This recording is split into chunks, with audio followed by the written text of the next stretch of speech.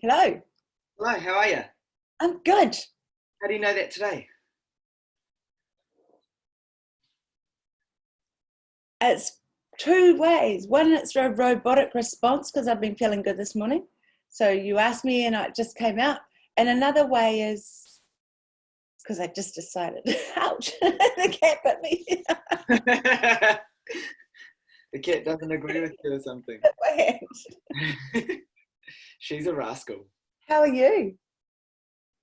Well, firstly, it's good that you're good and it's good that you can decide that. And secondly, I'm brilliant. I'm really brilliant. I had a conscious sleep in a little bit this morning. Yeah. Um, I've had a mate pull my arm out of my shoulder, out of my socket. So that's quite like I can't sleep. But I'm still deciding to be good because it's just temporary and it can be fixed. Bodies heal. So yeah, internally I'm really good. My shoulder vibrates hard out, but it's real weird. Like I can do lots, and then like just sitting here like is pretty sore, or like laying down with my weight of my arm on top of me, not my weight of my body. So no, it's Fascinated. I had a friend who pulled my arm socket out. Okay. well, I was asleep and he pulled me through this house. He was leaving. He was like, "Bro, you're coming with me," and I was asleep. I was out to it, and yeah, he just yanked me through this house and then woke me up after like Right. 10, 15 minutes. Like I was that out to it. Wow. I was like, I'm sleeping, bro. Time to sleep. Yeah. I've left my sleep. But no, he decided, so that's all right. Yep. Got to sleep at his house after that. Random. But no, cool. Little challenges of, I guess, re-socializing. Oh, funny. I tell you what I really enjoy is that every person, a part of your life, I feel, wants to connect. They want to know that people are real. Like I went to a thing called Eid last night, which is EID, Eid, and it's the end of Ramadan. So for the Muslims, the end of their fasting. Yep. And so they have a month of fasting, and then they have a month of celebrations. So like yeah, I went to see mates from work, and like one of my best mates, Mo, and it was like, so how do I say this? Oh, so I got like invited from one guy from work, and it's real respectful and turn up, and honestly, you just turn up, and it's this is real random. Like it's respectful to turn up and then just go and gorge yourself. Like say hi and then just go eat. You eat the sweets and then you eat the other food, and then they just have food that you'd never ever have until you went to one of them. So astronomically good. And then I was sitting there with these guys talking away, and they're like, "Have you been to Moe's?" And I'm like, "No, I haven't." And I'm like, "Well, I'm in Glenview now. I'm just going to go to TA." So 8 o'clock, I go to TA and just rocked up, not even invited. His house is packed. Like there would have been, and it's real funny because in his house, the woman and the men separate themselves. So like you can go and say hi, and they all wear their habibis, yeah. And so like you want to be respectful to the woman. You can't go in there if they're not, type of thing. And then but I rock in and the lady's like, "Oh yeah, come eat, come eat." So I'm like grabbing food, and then my mate Mo comes out, and I haven't seen him for a long time. Usually I go around there once a year, but I've been around a couple of times. Anyway, and the expression on his face,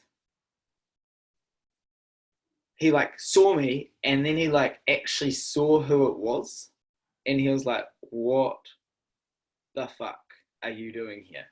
Like you are the best person to just rock up, like fully expects everyone to rock up. But bro, this means so much. And like, it means so much deeper on so many levels. Like, he just lost his old man during COVID, but not from COVID. And like, you know, his dad was one of the top people in their community. And now, like, Mo's house was always that place. And in a way, Mo steps into that, into one of the leaders. Like, yeah, just like, yeah, I lose comprehension of it, but I still understand it, you know. But it's hard case, like, because they all speak broken. I don't even know what language it is, because then they speak like 2 languages as well, and then they chuck English in it. So like, you can follow it to a point, and then you just see them laugh, and you just like, I don't know, I just love it. But yeah, having a feed and enjoying people's time, and having kava, like, you know, just mixed up dirt, pretty much, fruits. But no, it's still good to enjoy and to be a part of. And I really enjoy like how people put themselves out there to communicate with you, because they're speaking. Actually, I feel bad now for not knowing what language it is. They're speaking their language, and then some of the guys like will actively sit down with me and, like, you know, talk about stuff in English, and I'm like, this really means a lot, you know. But yeah, just that open, active connections. Like, my weekend has been full of that, and I just love it. Like, you see someone that you haven't seen in a while, and it's like, are you a hugger? I'm not going to shake your hand, I'm going to hug you. But I just feel like, at a social aspect, the world around me is growing into the connection norm, you know. Wanting and enjoying connections will be the absolute epitome of normal. So, I just love it, eh? And like, what, I guess that's what makes us so significant as a species, you know. Differentiating us from animals is our active communication of how we can verbalize, you know, things, and talk, communicate, tell stories, express, really have come out of a survival of needing to just eat in order to live, in order to reproduce, because every animal species goes down that line, and it's gaining the conscious knowledge of how to get your food, moving towards finding a partner, or just reproducing, and then continuing on, you know. Because all animals, even interspecies, will communicate, excuse me, if there was a fire, or they use each other's communication if there's some sort of level of danger in the area. Someone else's call will, and we witness it even with as basic as Puppy walking at the lake. A bird will notice and warn everyone else that Puppy's there. With duck shooting, there's been morning and night shotties going off around here, and this one particular one never goes off without 3 bang bang bang, 3 shots. And when I say all the birds, it's an exaggeration, but it seems like all the birds in the area change from where they were before. Then there's that loud 3 series bang bang bang, and it shoots and rockets off the hills and through the water, and sort of it's very hard to even know where it's coming from really, because of the way it bounces around here. And yet all the birds fly in the same direction. So that helps to know where it came from. Yeah, it's really interesting. So just that there's no supposed verbal communication, yet there is. Even if it's just an action one. That's so true. That's how, okay, so you share that story, and like instantly my head goes to, well, if it's a bang bang bang, it's probably a semi-automatic shotgun. They only have 3 in the cylinder, so to me it sounds like they're a pretty bad shot. You know, like an elephant in their water, they've always got that map in their head of where the water is for their family, and pulling information out of stories and listening to them and understanding them, like in some way. So last night I was explaining to people what I do, and I just started using big words because it just got easier to explain. And I was explaining about the languaging that you're using for the neuropaths in your brain of how you're accessing your pieces of life. And you can see people like, so you're reading me right now? And I'm like, I'm just talking to you, bro. But it is that, like, in a way, it's that thing of, as a mechanic, you can drive along the road and hear someone else's car, and you know that, okay, they need their brakes done. They've got to tighten their drive belt. Their drive belt's probably cracked, or that vehicle's not running right. Like, you never quite switch off. And I guess in order to grow your consciousness of understanding is that you don't really ever switch off unless you choose to ignore, because it still all goes through your head. You think, man, that sounds really hard in your life. Or everything else, you know? Like these 3 boys at Mo's last night, Mo and his 2 brothers, like, they lost their dad, and they were probably some of the happiest guys there, you know, like enjoying the people and the connection. And they're all like, oh, bro, did you know dad died? And it's like, they've moved past, they've continued on in their being. And it's, you know, dad wasn't good. It wasn't a surprise that he was going to pass. And then they've created it to be good. Because he's out of pain. Yeah. Yeah. There's an interesting, it would observe from my friends when their loved ones have passed, especially if they've been sick for a while. There's been some preparation from this pain, grief, from this loss and grief factor. There's still going to be the grief, but there's been some preparation. Some of the words have passed between them, some of the unsaid things. There's actually been some closure, and it seems like then it gets to a point where they just no longer want their loved one to be in pain physically. Yeah, and then there's this almost incredible relief, although they've got the loss and they love them, and it's like this whole complexity of whereas when it's a surprise thing, even in an elderly person, the shock happens first. Yeah, so there's all sorts of, it kind of almost depends on how the dominoes strike. Yeah. I remember, like, I've definitely been to more weddings than funerals. Wow. And when I was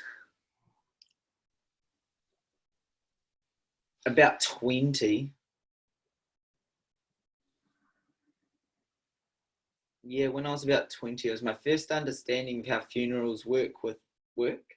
And I said to my boss, who was an absolute asshole, and I thank him now for what I learned from it all, but like from the whole existence. Anyway, I said, hey man, I've got a mate that died in a car crash. Can I go to their funeral? And I just expected him to say no. And he's like, absolutely. And I'm like, like, you expect me to sell 12 hours in an 8-hour day? Like, how are you saying yes to this? Anyway, have the afternoon off, go to work. I'll go to this funeral. And yeah, she had died in a car crash real young. And I was standing there, and you know how you think you know how things should happen, and you're piecing together your puzzles in your being. And I saw another old guy there that was friends of friends. And I said, oh, you know, it's pretty sad. Oh, well, at least she's in a better place. And he looks at me and he says, mate, like, she was in a good place. She just died. Like, it's not that she's gone to a better place now. And I'm thinking, like, well, she wasn't in pain. And like, I had to reconstruct my thinking of, like, Alex, that's not how you say it. But yeah, she wasn't in pain. Like, she just, and then I had to be like, oh, but at least she's not experiencing pain now from the car crash, you know?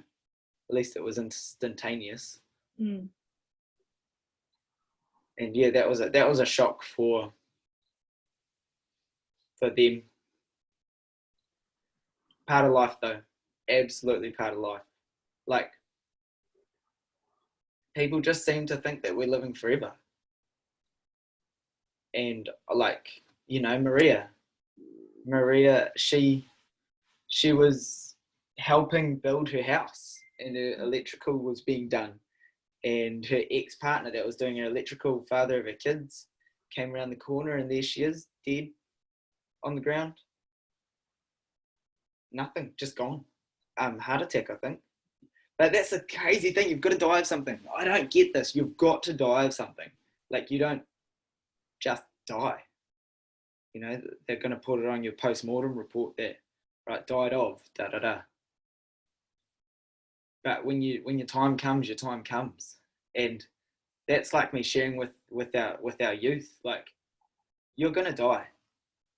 At one stage in your life, you will die. And that's pretty much point blank. Unless you die on an operating table and they revive you, you're only dying once, you know? So what are you doing in between the consciousness of now and then moving forward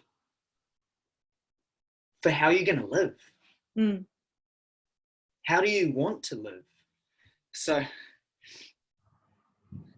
I had this conversation with I think she was 47. She's like the brand new partner. Like, this was her third date with my uncle.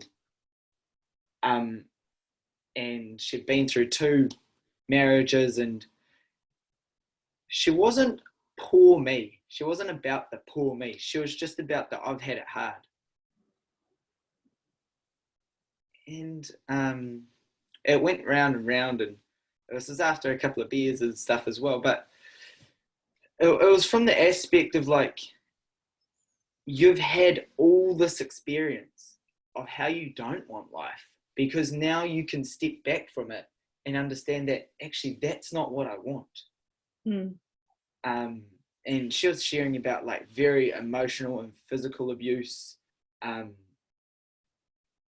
And I said, well, the great thing is that only those in the middle of a war believe it's worth fighting for. So now that you're out of it, you know that that's not worth fighting for, because that's not what internally creates happiness for you, and is worth enduring for anything, because, you know, that's not what life is about. Like, you've received 2 blessings of children out of that, and they can teach you continuously, because you can learn continuously. And now you can actively choose what you want in your life moving forward now, and being able to express and enjoy, you know, with whoever you choose. And she was very honest about it. Still young with my uncle, and it was like, it was only 3 weeks, you know. This was their 3rd date, the 3rd time they've seen each other. And I was like, Let's go to the family already.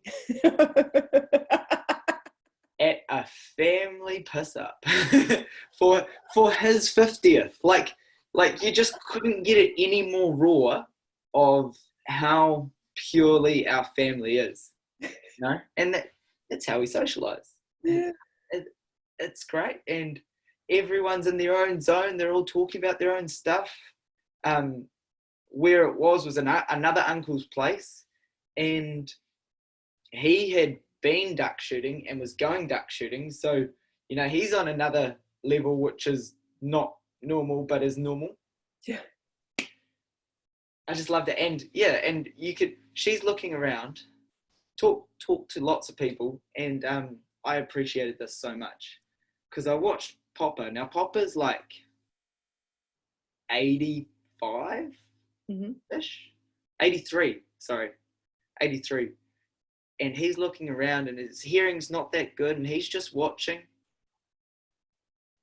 And you can just see he's buzzing off everyone being there and enjoying, and he's seeing his kids, his grandkids, and also one of his great grandchildren all there, and he's just absolutely loving it.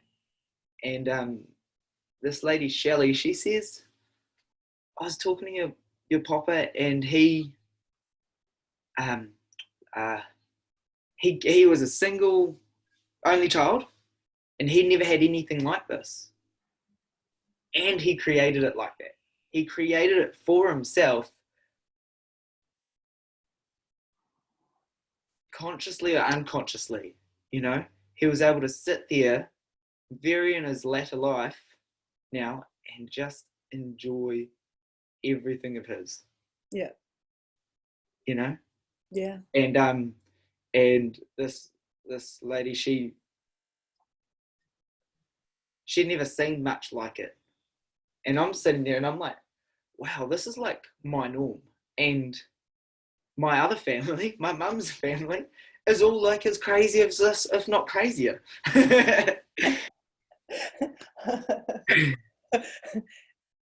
Hey, you're the one constant.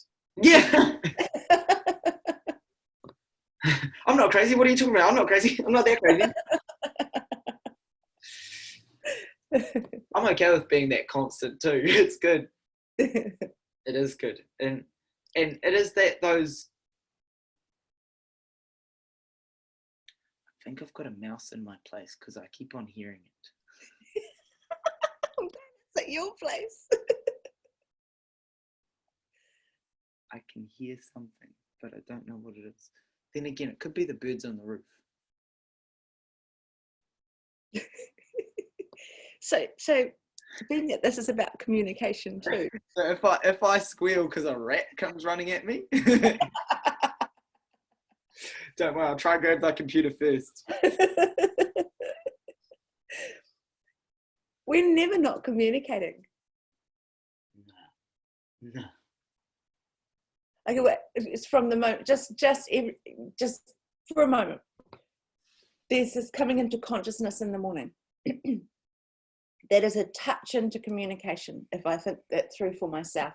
This morning was particularly interesting for me because somehow I didn't realize I'd gone back to sleep, but I'd gone into a zone, into that between zone where you're consciously awake and consciously actually not there. And inside of that, there's constant communication, because even if it's a thought or a minuscule dream, I'm going to just be really honest here because I think it started last night. So as I was going to sleep, all of a sudden, I wasn't asleep, but all of a sudden, my whole body went gadoof like that, laying down. And my husband says to me, "Oh, what happened?" I was like, "Oh, I just fell down the stairs. I just tripped down the stairs." And he laughed, and I thought about what I just said, and I was like, "Oh my gosh, yeah, I must have been in dreaming because I'm laying in bed." So then I go to get again, just lulling into that sleep zone, and I react and try and wipe something from behind my ear, but then I realize it's actually the one that's on my pillow. So there was this fun, and I hadn't been drinking, none of that. It was just a tween space. So I wake into the tween space again this morning. And there is this fascinating, multi-dimensional, but it's all communication. I'm communicating with myself, even by a giggle. I'll say I parked by Braille because I banged into the curb. That's communication. It's feedback from the environment. Oops, I just banged into the curb. Yes, no? No, yeah, I didn't jump to the environment until just then, and I was like, yeah, well, you're communicating with the environment around you continuously. Like, I feel I have a real clear one. So, from Saturday night, Dad and I are leaving, and his wife texts me, Mama. She texted both of us and said, front door's open. And like, we got home and just didn't really think about it. Woke up in the morning, I was like, man, you must have knew we were coming, because like, we were leaving when you text us. And that shit isn't unusual. Like, if people all the time. like, in one level it frustrates me because Dad is not like that. Dad's like, oh, that's airy fairy shit. And I was talking to this lady, Shelley, and I was just like, I just said, hey, can I just touch your arm? Just to see everything that was going on. Because it was so clear of how much of a visionist she was and moving towards, but tried to hide it away in her past. And I said, like, you're good, hun. You just need to carry on with where you are. And Dad's like, oi, stop that shit. That's airy fairy. And it's like, no, Dad, that's not. That is actually our connection that we have at the deepest level. So, like, we know that our physiologically in communication, it takes up 55% of communication, roughly, at the science aspect. Yeah. 38% is tonality of how we are talking to each other, and oi, bro, and it's okay, love, it's okay. Oh, look at the puppy. I love the baby. You know, all of those levels makes up 35%. Then only 7% is making up the actual content of how we are communicating with each other. And we live in a society that, yeah, the actual content and words. Yeah. We live in a society that believes that this is like 150% of how we're talking to each other. And I just want to knock that, because I want to knock the whole thing, because then it's actually a vibrational communication between each other. Because when Mo looked at me last night and actually welled up, you know, like, we're in with all the ladies, his mum, all the ladies, and, you know, like, we give each other a handshake, and then we actually give each other a hug. And you could, even me now is like, whoa, like, that was huge. And that's because of the connection that has been created over time, and is fed more because of the rareness that we get to see each other. And just so beautiful. And that's what makes up communication ultimately. Like, I am developing my trust in self of the random as fuck thoughts that I have, that actually that's communication as well. Because that's the trust in the I can't prove that it's there, but it's fucking there. And we all know that we get those feelings, and you can feel those connections in between what you have created for yourself and the environment that you're in and the people that you communicate with. So with you on this, right? So you mentioned about Eugenia knowing about, you know, like, just somehow was on the same wavelength with the text. and I'll get I'll think about someone. It happened last night. I just thought about a friend of mine and thought, I wonder how she is. And that was all there was. And then I find out about 10 minutes later that there's a text there. So, and she was inquiring about me. Now that's just one that happened yesterday, and I can tell you there were lots and lots of examples like that happened. Now here's the other thing. It's like a different vibrational frequency too, or different access doors. You think about any app on your phone. This is not just talking to you. This is just me. Yeah. So there's text, there's Snapchat, there's Messenger. So I was chatting with my sister-in-law, Lise, in the weekend because we went away. And oh my God, the hugs, right? It's the first time I've seen her in like 12 weeks or something. The hug, that just exchange, and just the touchy, and the things that were nothing adulty at all. They were absolutely humaning. Just funny little things of giggles or bangs up against each other, just communicating at that level outside of language. And we were talking about the different forms of communication on the phone: Messenger, Snapchat, text, email, phone. All of those different things have a different little doorway, and you get used to talking to someone. So I know that you'll either Snapchat me or call as your first preferences. Yeah. Whereas Charm would text, call, then Snapchat. Right. I'm included in her overall Snapchat, but that's not how she communicates with me. No. My dad would always ring. Yeah. Mum now WhatsApps. You know, and then Boxer and I dance between, depending on levels of importance. Yeah. If it's a phone call, it's important. Yeah. Or it's important for something specific. A Snapchat's informative. A text is inquiring and you have time. And Messenger's always about passing information through. Yeah. If it's an email, this is my husband, right? If it's an email, it has to be where we are looking for a line of proof. Yeah, yeah. Now, though, I'm sure everyone's the same in the fact that they've got all their little variants and all that.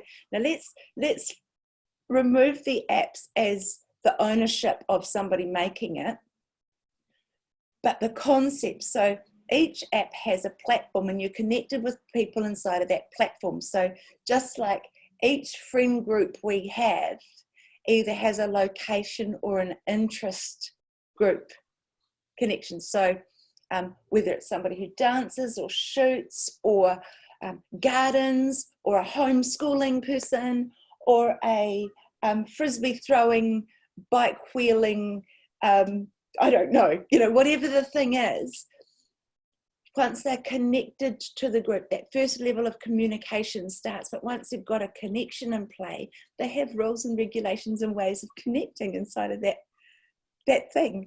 And their app or their group or their communication almost has a vibration. Mm-hmm. Actually, I think it does. Well, and that's how we feel. Like last night, Carol I just thought about it, and sure enough, she was inquiring because she must have a certain feeling that I intuitively am communicating, receiving, even though I'm busy doing something else. Well, it's not they must have a vibration, it's that they do have a vibration. And I was going with the airy fairy shit. Okay, they do have a vibration. They do have a vibration, and like then there's another vibration, and I like this one. This is just another concept. Okay, I got two. So last night I sat down and I was showing Mo's brother. Now actually I feel guilty as fuck because I don't know their names. I don't know these guys' names. I'm just like bro, brother. And, I'm showing him my like I was wearing pants because you wear pants, and like I was showing him a cut on my phone, on my leg, my cut on my leg through my phone, and he's like, bro, I can feel my legs. Oh, that's so painful. How did you do that? Oh, how are you standing? And I'm like, that's real. Like he one actually just airy fairy. You know, he dipped into the whole being of what I went through. And that strong feeling. And then also he took himself into it. Now, what I went through actually wasn't bad. It was just like, you know, you're either going to faint or you're going to activate. And I was just like, I was there and I was like, bro, this wasn't even sore. Like, this was just like annoying. And you could see like someone like him, he's like, nah, bro, I couldn't do that. I just, you know, I couldn't. And you can't do that. You couldn't do that until you have to do that. And you're like, all right, I've got to go. That could be life or death.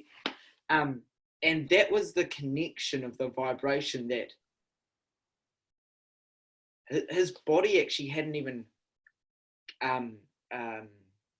comprehended until he had seen someone that he knew and was connected with that had gone through it. And he's like, wow.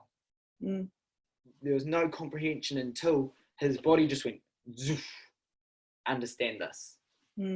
Try to.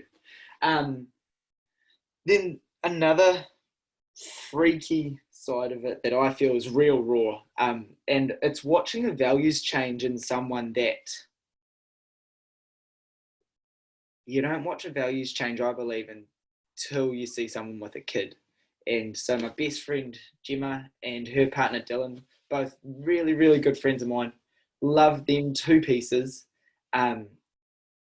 doing so well for themselves. Like, met at my 18th and like long term, you know, friends with both of them. And they had a baby over lockdown. And I knew about the time that it was due. And for about 3 days, I was like, I should contact Gemma. I should see how she is. I should see how she's feeling. And then I was like, I'm talking to Gemma, you know, like something's, let's just like, I fully grabbed myself, put myself into the zone and communicated with her. It was going, you know, forward and back and forth. And then she just stopped talking that night. I was like, yeah, sweet. And then the 2 days later, oh no, the next day she sent me one message. And the next day she like got back into a good chat. And she was like, oh, hey, didn't tell you, but I was actually in labor when you were talking to me. And I was like, I fucking knew it. I knew nothing was right and normal. And that's why I was, how are you? How you feeling? How's baby feeling? And she's like, I was having baby. And that's not unusual. That's just the feeling that everything in my understanding of communication is saying, talk, you know, feel, understand. And then I try to understand of her having a baby, and I'm like, oh.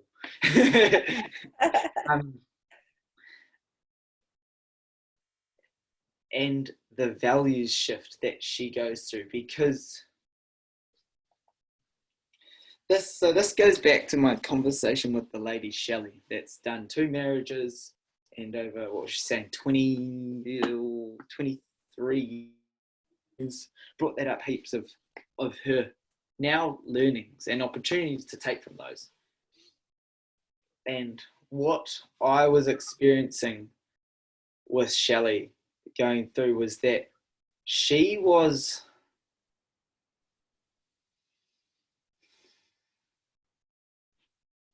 and so many people do this, and I don't believe in it at all. I strongly advise not to have this happen. But if you want to learn, go do it. Is that I'm me, and I see someone else, and I see, oh, I want you in my life. I want to experience, okay, let's use simpler words. I want you to benefit my life because you make me complete. And when you make me complete, that means that I am whole and I am everything, and that I am happy. Now I've put my happiness onto you, and then if you are unhappy, then I am unhappy. If you make me being a victim, if you make me sad, then I am sad. If you make me happy, I am happy. If you make me this, if you make me that, you make me complete, that is a victim, in my understanding, because that's an external influence that makes you anything. Happy, sad, loved, warm, cold, excited. Everything goes onto that person. And then these people go and have a kid, and then it's an instant values change. Instantly, the values have changed from that person to the kid. And so the kid makes this person. And it's not just a woman. It is a man too, but definitely a lot stronger in women. Is the kid makes me everything. And then believing that the other person makes them as well. And what I believe is they adhere to an external influence of making them everything and not being able to create it themselves consciously. It's almost like it's just an incomplete puzzle, because the interaction between us and another person at any level of intimacy, so that's just even looking at someone and really connecting, don't even know them, but a deep connection that is without want or need, just is very complete and requires nothing else. But a deep look at a person into someone else's eyes that leaves a need or want, then often creates some level of human interaction at a much deeper level. Yeah, because I don't know why, because it just seems like to explore ourselves, we go through the version of exploring another. Mm-hmm. And then get a little bit entangled in who we are and who we are not. Mm. And ultimately, possibly because of the clarities that don't happen in our upbringing. So a baby at first doesn't even know it's really separate. It's feces, it's urine, it doesn't even know until there's some level of, from us being a parent or us being an adult or us being a caregiver, instruction of conditions. And then we start to layer the conditions, and these are beliefs and stuff. And then some of the extractions, now this sounds weird, I don't even really know where I'm going with this, but it feels like it's right. Some of the extractions, which is the separating out that happens for a child in their teenage years or in their 7, 8s and then their 21s, and then as even with friendships, as we separate our way from, we decide our own values. And then we get a reaction from our parents or our loved ones, the ones that grow us up, because people go around getting their own sets of values. And what are they doing? Didn't I bring you up right? Conversations. And I'm making fun of it, but it is that whole, back to what you were saying, it's that unconscious connections that happen, thinking that person did that, that's the trigger. All of a sudden, as an anchor inside of me, I have an emotional state occur. They have power over me because I wasn't aware of the trigger. And that's how people make me. From a conscious awareness place, right, what you're suggesting to is a trigger happens outside, and we have a choice that shows up inside of us. And then we choose. And well, yeah, in general society, that's not acknowledged as a choice. No, no. That's what I mean, the wholeness, because you pointed so beautifully to it. It's almost like it's just an incomplete formula. Because like all of a sudden that happens. But So it is the acknowledgement of the trigger that creates the anchor that then goes on to the whole emotional state and feeling of creation of you made me. yes. And going forward into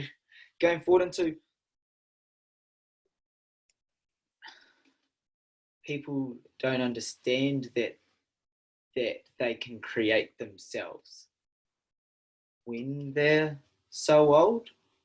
Like I was thinking about this morning. Okay. Of a kid is the purest. Like Gemma gave me a baby, and this thing, and I really felt it, is born with everything, and it's the influences that they get growing up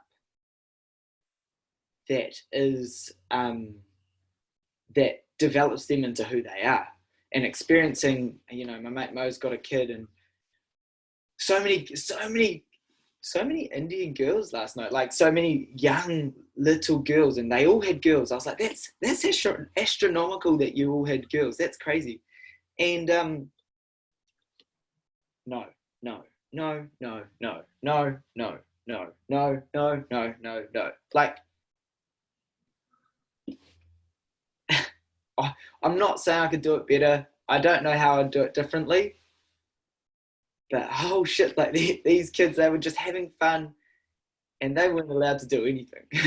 I guess the social environment, it's real different, and like the restrictions that we're putting on these kids because of what we believe how it should be as society. And I understand the dangerous part of your kid getting hurt, and like I remember as a kid when I was in kindergarten. I remember this. I was 4 years old at Jamison Kindergarten, and we had little hammers with metal on them. They were made of wood and metal, and I remember using them. And as a kid, like, you learn very fast to not hit your fingers because it's going to hurt. But it's that hand-eye coordination that you create in that learning. And now they have plastic hammers because the metal's too dangerous. You know? Like, I've just jumped so many thoughts into that one, but it's the risk assessment that I believe they have to learn because that's what we do. And so many people are like an ADD child. They're just, all of a sudden they're assessed with ADD and they're given some pills, they're given some speed to calm them down. And then I was talking, and someone had a brother who was ADD, and he was actively selling this stuff at school and just not taking his medication. And then these people are going and getting high off the speed, and they're just wired as. Because, what is it as an actual drug? It's like, I can't remember. Anyway. And I said to someone, whose child was this? Oh, well, I've been to like 3 parties. So anyway, and I said, why don't you just put their attention into the right place, into a place so that they can actually get everything out, you know, and so they can create and enjoy and get frustrated and learn instead of just holding them back and saying, sit there. Nah, man, go play. Go get all your energy out. It's really interesting because from the outside, and it's, you know, when you're looking at something else from the outside, it's normally always effortless to see what's going on. Does it make sense? Rather than when we're from the inside. So there's 2 conversations here. One is about, you opened it with looking for others to complete us, and then that feeling of people make us, which brings us back to responsibility. Well, what's really interesting is, and this can almost be a political conversation, and it's not intended to be, but it's a good example, is when people's basic decision-making strategies are taken away from them, oh, well, there's a decision there to comply or not comply. When they're basically taken away, it reduces the real feedback of learning, like you said about the iron hammer. But this is across most of life now. Regulatory things that are in play. Regulations are rules, right? Even some of the, I mean, there's no common sense in some of the rules either. So it's not like a common sense basis. So running a business, let's say in a small business now, is so regulated. It is just crazy. You spend more time rule-based orientation than being able to be creative and actually exploring the connectivity and communications that actually keep your business going. But it's also the same in parenting, as there's so many societal rules. And parents so often don't want their child to be the one that's naughty at a party or be the one that's talked about or be the one that's by an adult who's actually just like, don't be a little, don't be that little shit to a best friend. Or it's about, there's so many fear criterion within society. But the more we regulate and the more we restrict and the more we try and compact it, there's just going to be explosions. There's just going to be massive desire for rule breaking because it actually has to have that equal and opposite component. So it's going to be very interesting, Alex, within the space of it, because the more we, and generationally, it's happened over this safety factor, setting up rules so that it just never happens. That's all. Kids can't try and climb trees at school so that they don't fall out of the tree, break their arm, break their foot, break their. So no tree climbing. Not, oh, let's teach kids how to climb a tree. Let's run at this. It comes to that thing that, like, a ship is safe in a harbour, but that's not what ships are made for. Oh, yeah. Like, I was, again, back to my conversation with Shelley. She said, I said to her, what do you want in life? And she was like, oh, my own happiness. She said, what do you want in life? And I said, everything I've got right now. I want exactly what I have now. For everything from the pain, the hurt, the not okay, the fuck my shoulder's sore, to the everything I have got, I've actively created, right down to my sore shoulder. I've created, and I love it. I love every part of my life. Yes, I've got things that I'm working on to work towards, to be better at in every aspect of my life. And I thought about it, and I was like thinking of all the things I can modify in my van.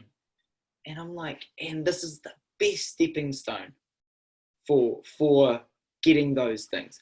All the things that I can have when I'm driving my cruiser. And I've got to work on my cruiser to get it finished.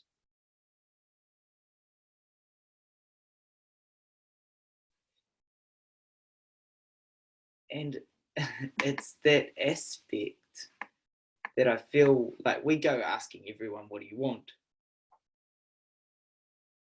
And no one is looking into that, well, it's right here. I've got it all. And I just want to keep on creating those little aspects that create me in that running time. I like that. Because we get what we want when we know. And it's all minuscule, isn't it? Because it's the becoming part. I'm just thinking, I'm moving towards, but this is the same comment as you. I'm now fully onboarded with moving towards a permacultural garden. I now know what I'm looking to, that whole creating earth from.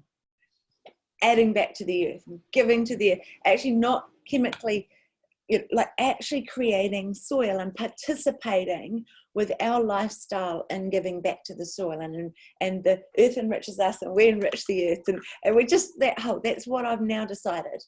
And so I would love, in my one moment thought, now this is not a truth, but what I'm about to say, but there is a part of this. In my one moment thought, I would like to already have it. But the thing is, it's going to be our process of learning, or my process of changing little things, observing differently, bit of blood, sweat and tears sometimes, probably. And the rewards momentarily. And then I was even thinking, oh my God, if I really get that far down the track, I'm going to have to actually work out how to preserve all this stuff. Oh, that's a whole nother learning. And I've been giggling at myself all weekend as my eyes have changed, as in my filters, as in my reticular activating system has altered and shifted and changed to witness land differently. And all the leaves on the ground that were just laying there before, I'm like, oh, I wouldn't mind having a black bag in my car to be able to stop out and go grab those leaves and put them back into my we were in town at the base. And then another part of the drive is I was looking around, and I'm still really, really feeling into the land, and what does it need, and how do I nurture it, like the body, and blah, blah, blah, blah, blah. And I'm looking at some farms, and I'm like, oh my God, I can actually feel it's really depleted here. So how do we turn this around? Oh, I can see where someone's actually nurtured that. What is it about? Is it? Yeah, so exactly what you said around the cruiser. You've just got to have a base to start from, which is A, a decision. B is a commitment. C is the capacity, the want to, the know to, the how to. I've been online watching a whole lot of different things that just fill in little blanks, because I had a whole lot of little blanks and I didn't even know I had them until I started looking. What goes in between there? I've got all these ideas of how it works, but what's the differences in my web that connect each of those points to go in that direction of where you want it, yes. What did I hear especially out of that?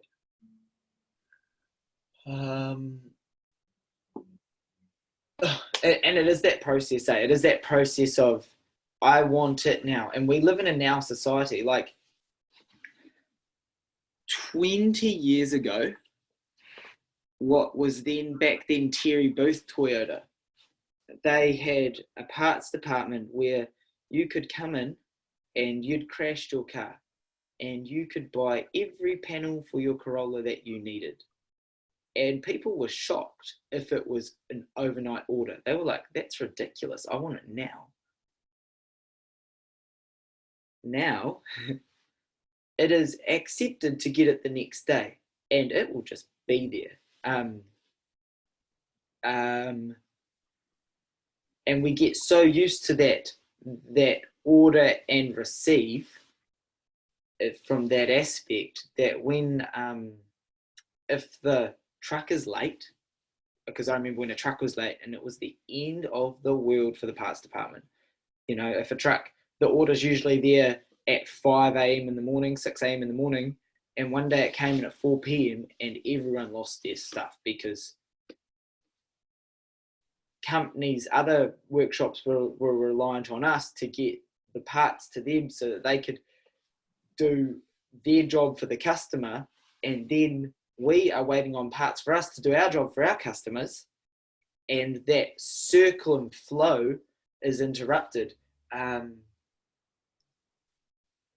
But then if something's 3 weeks away, ex-Japan, it's like, what the hell? Like, how do I get around? Because I'm so dependent on what I have now to go forward. Now that went actually real backwards compared to where I thought it was going to go. That's interesting. But that's interesting. Maybe we've always been in our generation. It's just, do you know what's exciting? Do you know what's Right. exciting me the most of anything? That is trying doesn't work for me. I try and just get tired. So drop that.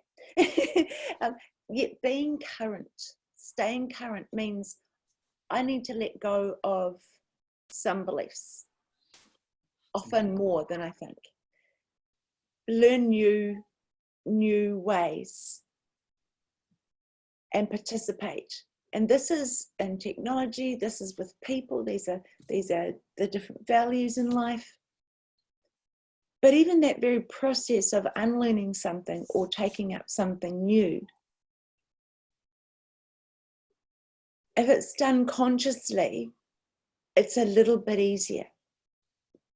If a scenario in our life happens and it feels like it just happened, therefore almost to us,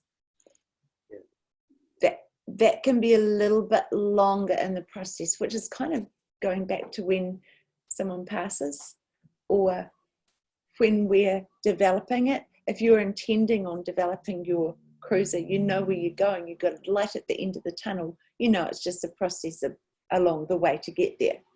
Yeah. But with the Jag, I know we're going way off topic here, but with the Jag, that was just like what's on your wish list, Karyn? What do Boxer and Karyn want to do? What do they want to do? Oh, I'd like to have an old Jag. By the end of the day, we'd bought one. And only last night did we find out we found the motor in Tukaroa. Really? Yeah. It's actually been there ever since you brought it. Ever since we bought it, he just put it back on the market. So we'll be buying and that will be, but that was that was a wish dream hope. I wasn't very much attached to it. It arrived. But then there's been some time factor within that because other things took importance. And during that time, I was going, do I really want a Jag? There's a Jag in the shed. It'd be nice to drive it, but it doesn't really matter.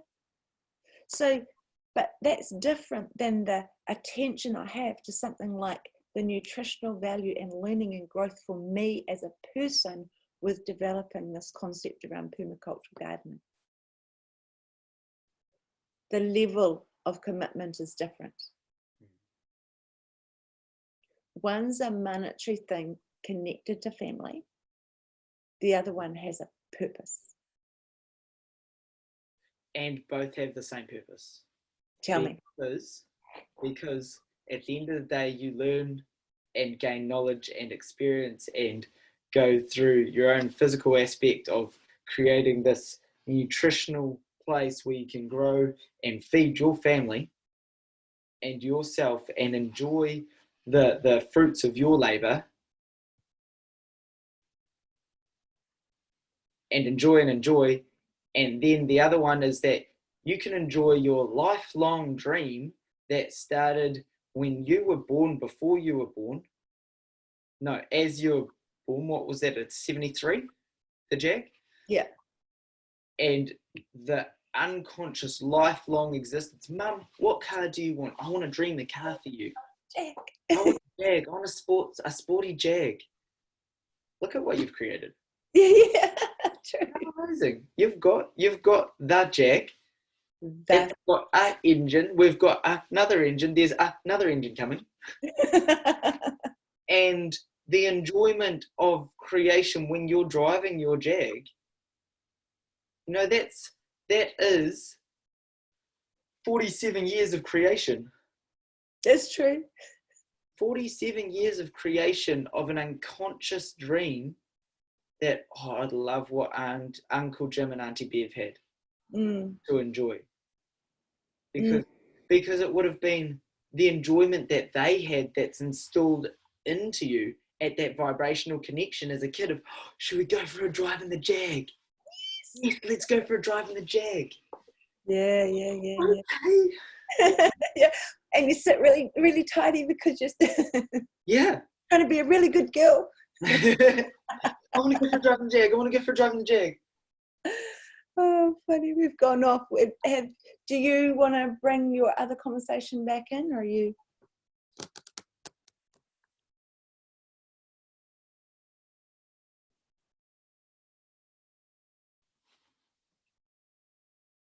I've got one sitting here, and Adam asked me, and I know what I answered. Also, after a couple of tins, but Yeah. he said to me, "Bro, what do you want to be remembered for?" Because he's my person that acknowledges the out of society thinking that we have. So he's my person for that. And I said to him, "Bro, like, I don't want to be remembered for anything. I am just doing me. And if I can be the best me I can be through impacting others' lives, then that's just beneficial to them. That's, I'm just doing me. I want what I've got. I've created what I've got, and I'm creating what I'm getting next. Mm. Everything in my life is because I have worked for it, good or bad." Yeah. Unconsciously, there has been a vibrational decision of want in my being to have that in my life and to enjoy the challenges that are created within that. Like, I don't want to be remembered for anything. And if someone remembers me because of, then like I hope that they can find the most useful thing out of that. Yeah. Because I'm just here doing me, just like every other person is doing them. I'm just doing me. And I think that was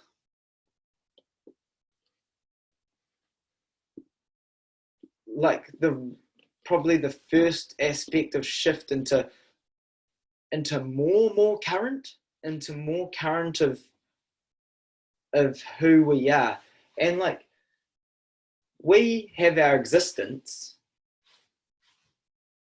until now, and then most people, like, you can go and say, "Oh, hey, you need to be like this," and they know this much of your life out of my 25 years. They know this much of my life, if not a day, and just having a combo and attempting to install that into your life. And what I saw before was the fact of, like, we've experienced this much of our life. Probably I know only this much of what it is now. Our own lives. Yeah, of our own lives.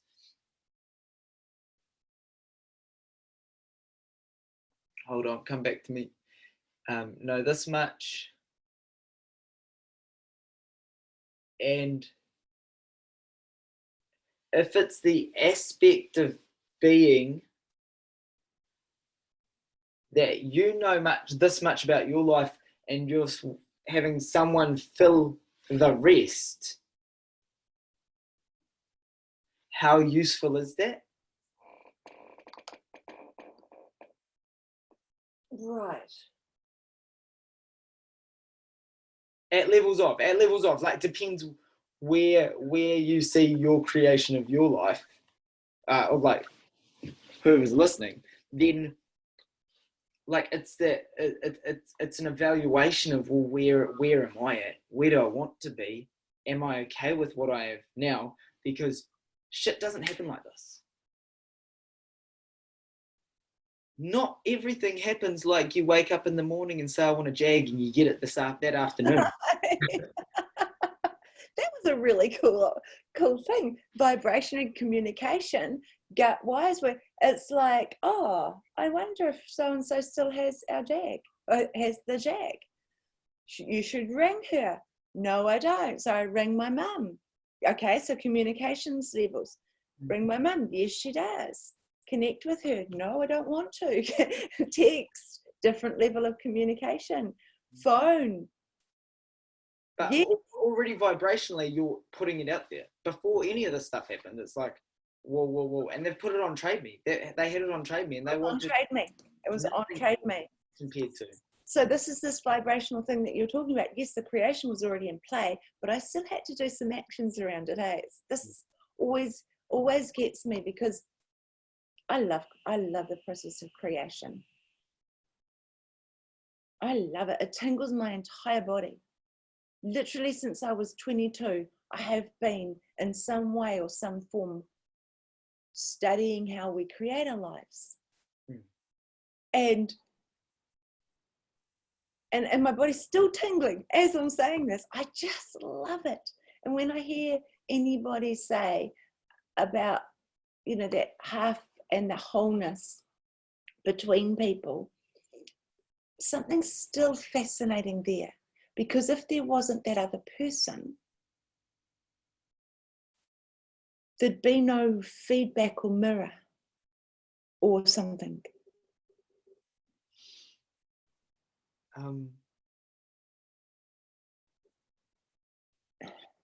So I think, I don't know if this is actually useful at all. Anyway, our lives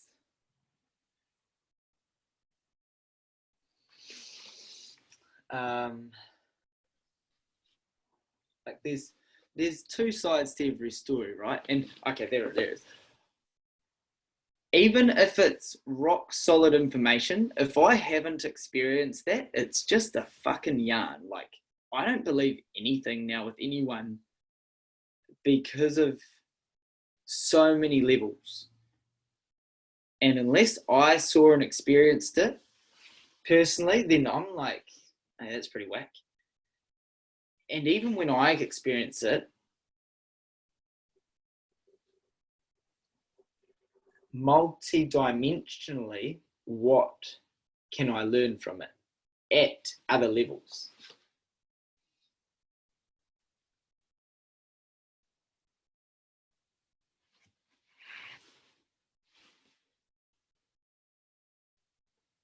And so it's literally questioning everything away from any scientificness, but that deeper trust in yourself, because then it turns around and I'm the only one that experiences it. You know, it's like how I randomly see this as someone doing an entry into a home entry, like going to steal something and being shot and killed by the homeowner. If they're dead, they can't share their side of the story and that person went to attack you, because that's the facts of what that person who shot and killed someone who entered their home can say, because there's no other side to the story. But there was another side to the story in that aspect. Now, how to make that useful? I just go to you make it useful for yourself. Because what I've experienced in my life coming into my point of now is totally different to everyone else's aspect and yours. Because I see that we're so beneficial to be able to customize to what we want in ourselves, that I take bits of your life, I take bits of Dad's life, I take bits of Marcus's life, I take bits of Granddad's life, and I'm grabbing all these beliefs and I'm molding and testing and finding out what I actually want.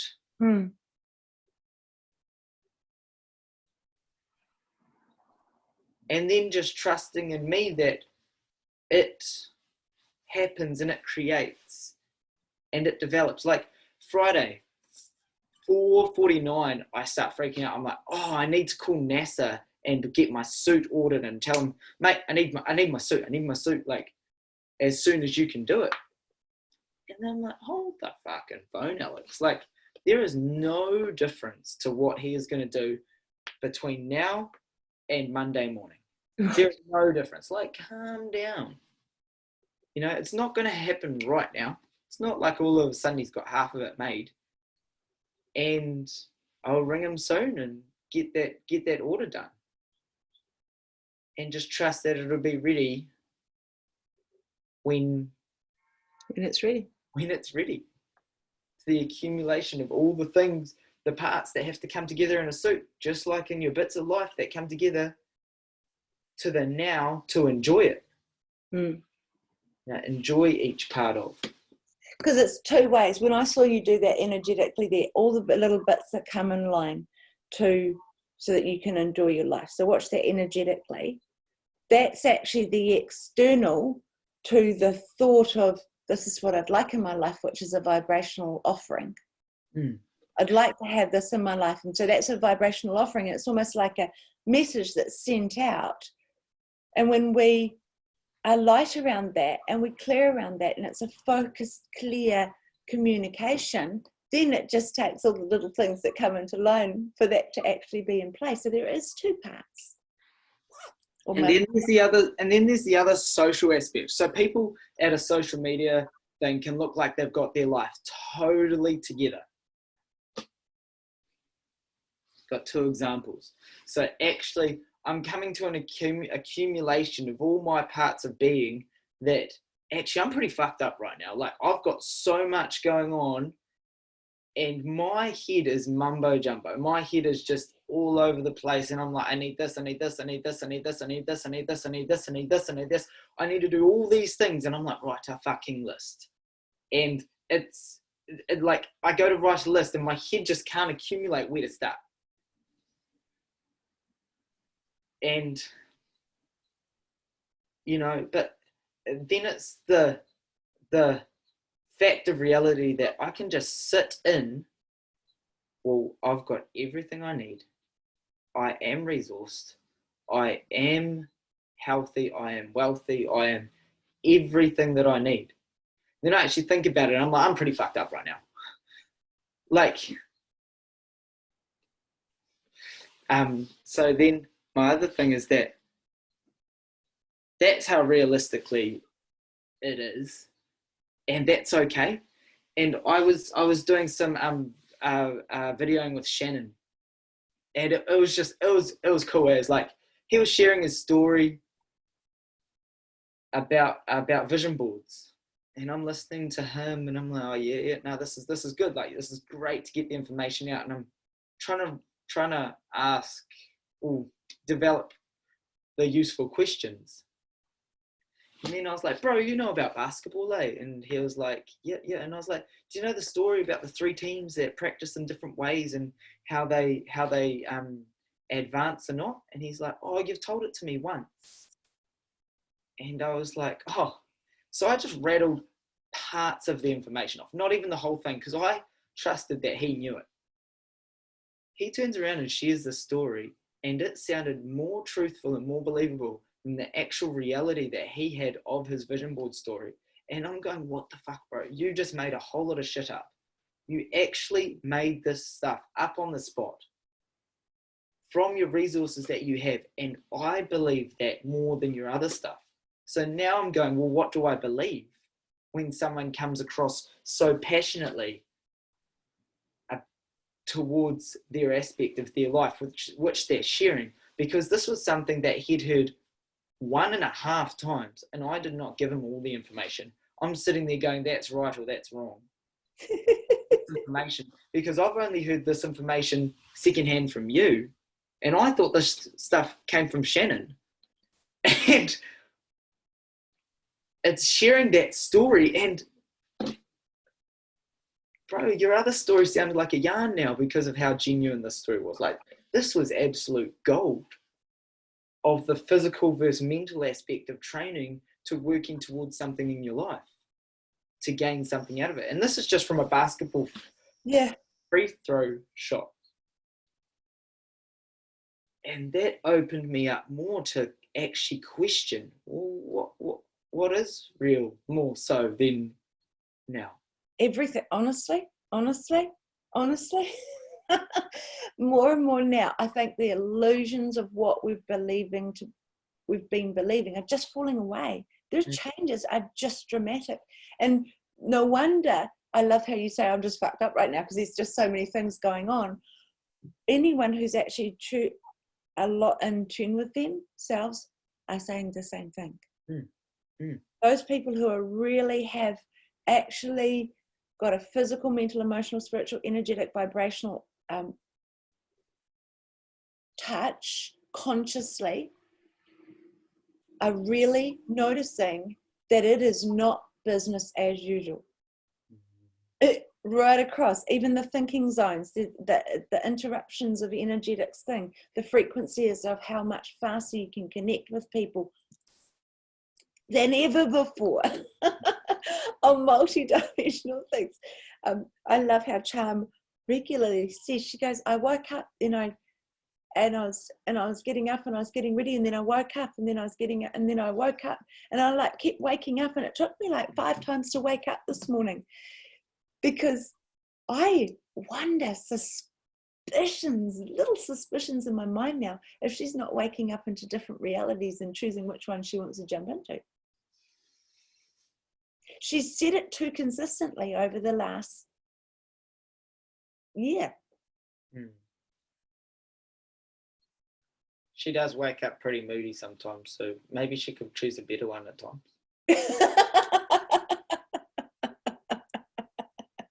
Unfair call. Alrighty. Okay. Well, we definitely went around multi levels of communication today. I appreciate the call.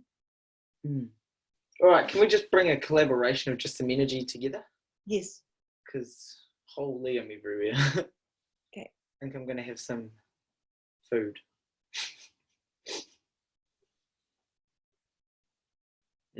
That's better. Yeah, me too. Because that's the reality of, like, someone opened me to this, is that, like, we go around and we can just unconsciously, energetically be opening things up with people. And I know I do it.